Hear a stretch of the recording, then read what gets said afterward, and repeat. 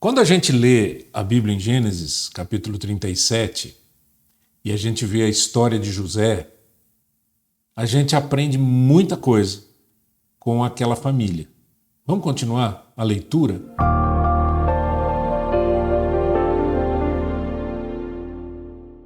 Vamos ler em Gênesis 37, verso 12. Diz assim: Os irmãos de José tinham ido cuidar dos rebanhos do pai, perto de Siquém. E Israel era Jacó, disse a José: Como você sabe, seus irmãos estão apacentando os rebanhos perto de Siquém. Quero que você vá até lá. Sim, senhor, respondeu ele. Disse-lhe o pai: Vá ver se tudo está bem com seus irmãos e com os rebanhos e traga-me notícias. Jacó o enviou quando estava no vale de Hebrom. Mas José se perdeu. Quando se aproximava de Siquém, um homem o encontrou vagueando pelos campos e lhe perguntou: O que é que você está procurando? Ele respondeu: Procuro meus irmãos. Pode me dizer onde eles estão apacentando os rebanhos? Respondeu o homem: Eles já partiram daqui. Eu os ouvi dizer: Vamos para Dotã. Assim José foi em busca de seus irmãos e os encontrou perto de Dotã. Mas eles o viram de longe e antes que chegasse planejaram matá-lo. Lá vem aquele sonhador, diziam uns aos outros. É agora, vamos matá-lo e jogá-lo num desses poços e diremos que um animal selvagem o devorou. Veremos então o que será dos seus sonhos. Quando Rúben ouviu isso, tentou livrá-lo das mãos deles, dizendo: Não lhe tiremos a vida. E acrescentou: Não derramem sangue, joguem-no naquele poço no deserto, mas não toquem nele. Rúben propôs isso com a intenção de livrá-lo e levá-lo de volta ao pai. Chegando José, seus irmãos lhe arrancaram a túnica longa, agarraram-no e o jogaram no poço que estava vazio e sem água. Ao se assentarem para comer, viram ao longe uma caravana de ismaelitas que vinha de Gileade. Seus camelos estavam carregados de especiarias, bálsamo e mirra que eles levavam para o Egito. Judá disse então aos seus irmãos: Que ganharemos se matarmos nosso irmão e escondermos seu sangue? Vamos vendê-lo aos ismaelitas. Não tocaremos nele, afinal é nosso irmão, é nosso próprio sangue. E os irmãos concordaram. Quando os mercadores israelitas de Midian se aproximaram, seus irmãos tiraram José do poço e o venderam por 20 moedas ou 20 peças de prata aos ismaelitas que o levaram para o Egito.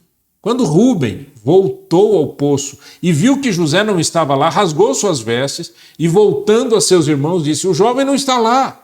Para onde irei agora? Então eles mataram um bode, mergulharam no sangue a túnica de José e a mandaram ao pai com este recado: Achamos isto, veja se é a túnica de teu filho. Ele a reconheceu e disse: É a túnica do meu filho. Um animal selvagem o devorou. José foi despedaçado. Então Jacó rasgou suas vestes, vestiu-se de pano de saco e chorou muitos dias por seu filho. Todos seus filhos e filhas vieram consolá-lo, mas ele recusou ser consolado, dizendo: Não, chorando descerei à sepultura para junto de meu filho. E continuou a chorar por ele. Nesse meio tempo, no Egito, os midianitas venderam José a Potifar, oficial do faraó e capitão da guarda. Uau! Que texto incrível! E veja se não é uma situação dessas que acontecem ainda hoje, Uma situação que acontece ainda hoje, que é essa coisa dos irmãos se odiarem. Você se lembra que José, diz o texto que Israel, o pai de José, o amava mais que seus irmãos porque era o filho da velhice. Então ele deu uma túnica especial para José.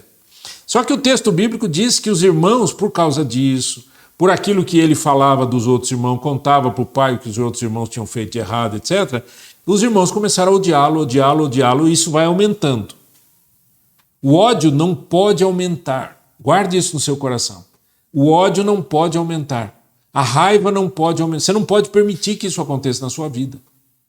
O que a gente tem que fazer? A gente tem que resolver isso rapidinho. Por exemplo, lá em Efésios, a Bíblia diz assim: Irai-vos, mas não pequeis, não deixe o sol se pôr sobre a vossa ira. Irai-vos significa, olha, você tem lá um momento, né, de ira, um momento de revolta, um momento em que biologicamente até o seu corpo ele reage, não deixe o sol se pôr sobre a sua ira, ou seja, resolva antes de passar o dia. Porque se você não resolve, aquilo vai aumentando, e sabe lá o que pode acontecer. E no caso dos irmãos de José, a gente sabe o que aconteceu. Então, o texto mostra pra gente que o pai chama o filho e diz, filho, vai lá ver seus irmãos, eles estão trabalhando, estão apacentando. Vai lá ver se está tudo bem.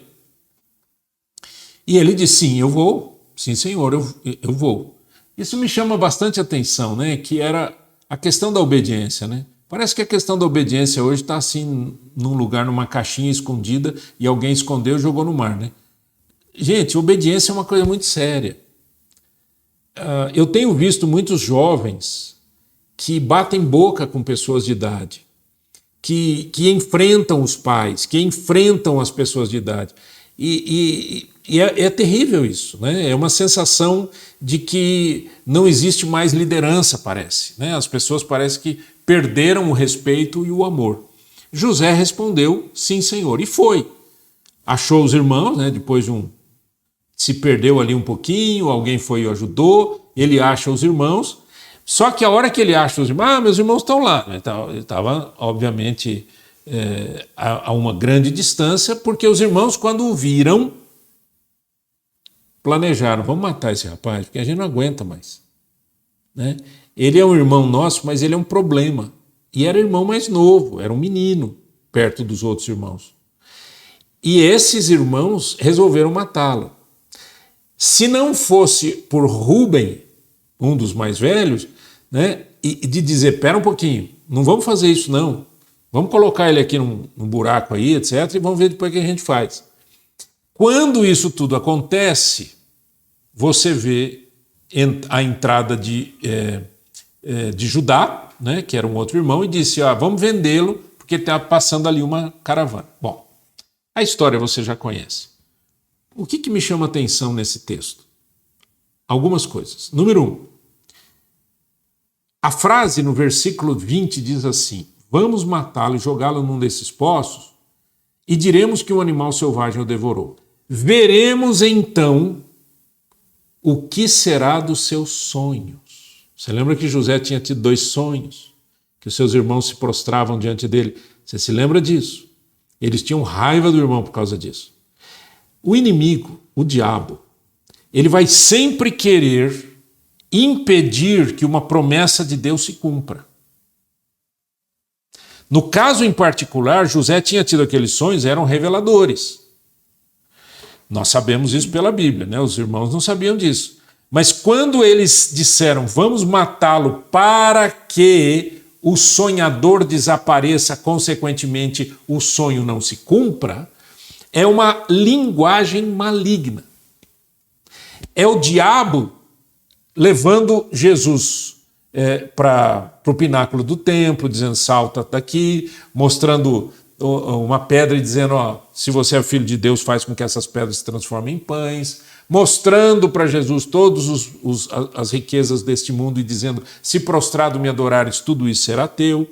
É o diabo tentando tirar Jesus do propósito. O propósito de Jesus era a cruz. Se Jesus aceita a tentação do diabo, ele não chega na cruz. E ele não poderia ter um coração puro e perfeito, como tinha, né, para morrer pelos pecadores. Ele não seria aquele sacrifício vicário, né, aquele sacrifício de morrer no lugar de alguém. Então, quando os irmãos decidiram matá-lo, né, a palavra foi, veremos então o que será dos seus sonhos. Olha aqui para mim. Deus tem propósitos para nós. O diabo vai sempre querer tirar-nos do propósito, tirar a gente do caminho. E cabe a gente resistir, e cabe a gente, inclusive, fazer como Rúben. Não, ele é nosso irmão. Como é que nós vamos matar o nosso irmão? Certo? Rúben tentou livrá-lo para levá-lo de volta para o pai. Depois, Judá teve a brilhante ideia de vendê-lo. Mas, no propósito celestial, foi necessário que ele fosse vendido. Então, tem coisas que acontecem na nossa vida que aparentemente são ruins, mas elas, na verdade, estão cumprindo um propósito divino. José tinha que ir para o Egito.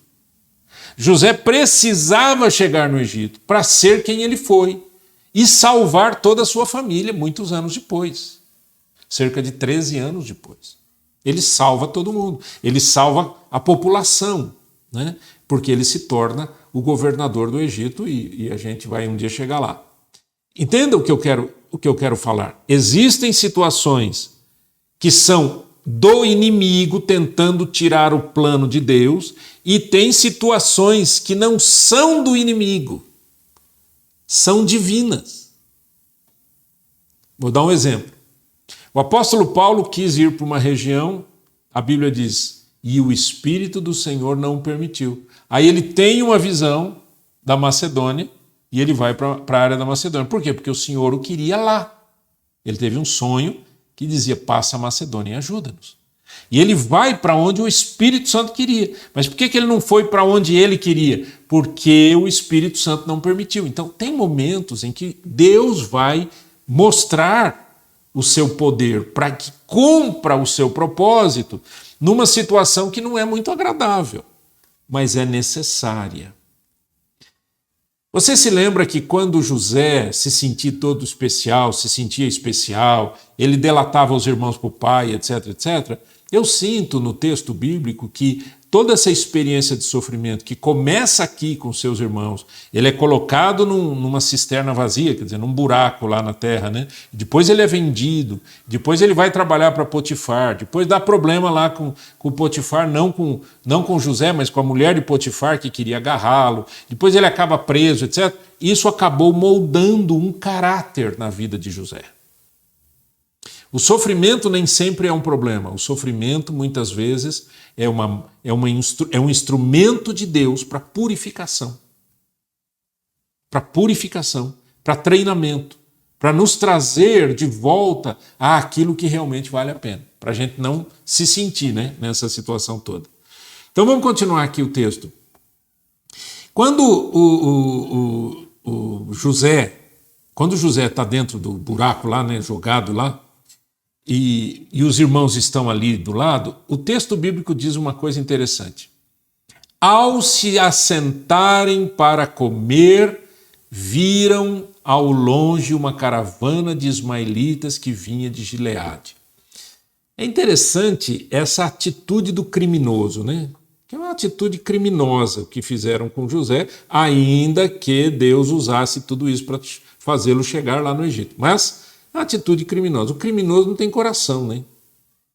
Primeiro porque eles queriam matar o irmão e já tinham programado o seguinte, a gente fala para o nosso pai que ele foi morto por um animal. Quer dizer, maldade extrema. Israel era um homem de idade. Era um homem velho. E não pode fazer isso com uma pessoa de idade. O sofrimento é muito intenso, né? Existe muita dor, muita angústia no coração de um pai, né, que vai ficar sabendo disso. Mas não o mataram. Pronto, não o mataram. Beleza. Venderam-no. Qual foi a ideia, então? E agora, o que a gente faz? Como é que a gente volta para casa sem José? O pai vai perguntar. Então vamos fazer o seguinte. Mataram lá um bode, pegaram o sangue, passaram ou mergulharam a túnica no sangue do bode, e aí levaram a túnica para o pai. E disseram, é de José? Gente, o que aconteceu? E aí ele entra nesse luto horroroso. Quando ele entra nesse luto todo, olha o que o texto bíblico diz para a gente. Jacó. Então Jacó rasgou suas vestes e vestiu-se de pano de saco e chorou muitos dias. Gente, os filhos desse homem, os irmãos de José, viram o pai chorar como chorou, sofrer como sofreu e mantiveram a mentira. E mantiveram a mesma história. seu filho deve ter sido morto por um animal, porque nós encontramos a roupa dele cheia de sangue. E o homem chorando e dizendo, olha, não adianta tentar me consolar, porque eu vou morrer e vou levar essa dor comigo. As minhas lágrimas vão até o meu enterro. Deixa eu falar uma coisa para vocês. Essa maldade que existe em muitas famílias hoje, ela é satânica, ela é maligna. Quem não tem sentimento é o diabo. O diabo não tem sentimento nenhum. O diabo não está querendo ajudar ninguém, né? Tem gente aí que segue a igreja do diabo, ou segue alguma revelação do diabo, ou entra em feitiçarias, ou entra em bruxarias, ou entra nessas coisas aradas todas, e que são malignas, que estão debaixo do poder satânico, achando que estão fazendo bem. Alguns não, alguns sabem que estão fazendo mal mesmo e que querem destruir e acabar. Jesus disse, o diabo veio para matar, roubar e destruir. Quem mata, rouba e destrói não tem sentimentos. Se você faz isso, você segue ao diabo. Mas Cristo veio para nos resgatar das mãos do inferno. Por isso que Paulo diz lá em Colossenses, Ele, Deus, nos livrou do império das trevas e nos transportou para o reino do Filho do seu amor, em quem temos a redenção. Temos o perdão de pecados em Cristo, mas debaixo do poder do diabo nós estamos destruídos. Nós vamos de mal a pior. Você tem que entender uma coisa, é preciso escolher a quem você vai seguir. Josué disse isso para o seu povo, né? Josué que ficou no lugar de Moisés, liderando o povo para entrar na terra prometida, Josué disse isso. Vocês têm que escolher. Quem que vocês vão seguir? Eu e a minha casa seguiremos ao Senhor. Eu e a minha casa vamos seguir o Deus eterno que nos tirou do Egito, que nos trouxe para cá, que vai nos dar uma terra de acordo com o seu poder. Agora, vocês têm que entender uma coisa, vocês têm que tomar uma decisão. Olha aqui. Não adianta você dizer, eu creio em Deus, mas também creio nisso, mas também creio naquilo. E é isso que se chama sincretismo religioso.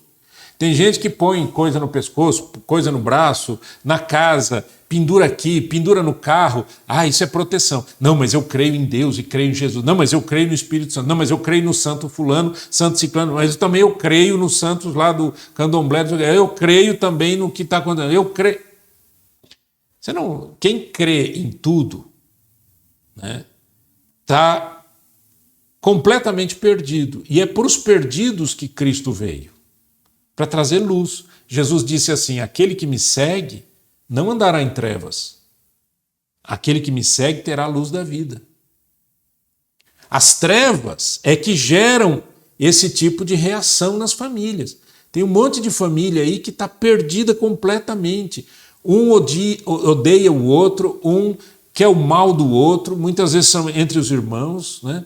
Nós ficamos sabendo aí recentemente no Distrito Federal, parece que 10 pessoas de uma mesma família foram mortas. É um crime bárbaro, né? 10 pessoas. E estão dizendo agora que foi por causa de um sítio ou uma terra. Que absurdo, né? Então, o texto bíblico mostra para a gente, a Bíblia mostra para a gente a qualidade e o defeito das pessoas. Mas por trás de tudo isso tem uma linha, que é a linha do plano de Deus, o plano divino da redenção. Entenda isso, entrega a sua vida ao Senhor, entrega a sua família a Jesus Cristo. Né? Livre-se das coisas erradas, livre-se do sincretismo religioso, livre-se dessas coisas erradas e busque a Deus em Cristo Jesus. Ame ao Senhor de todo o seu coração. Entenda que Cristo morreu na cruz por mim e por você. Ele não morreu na cruz para mudar o calendário. Ele morreu na cruz porque nos amou e nos ama e ressuscitou para que nós tivéssemos comunhão com Deus. Vamos orar?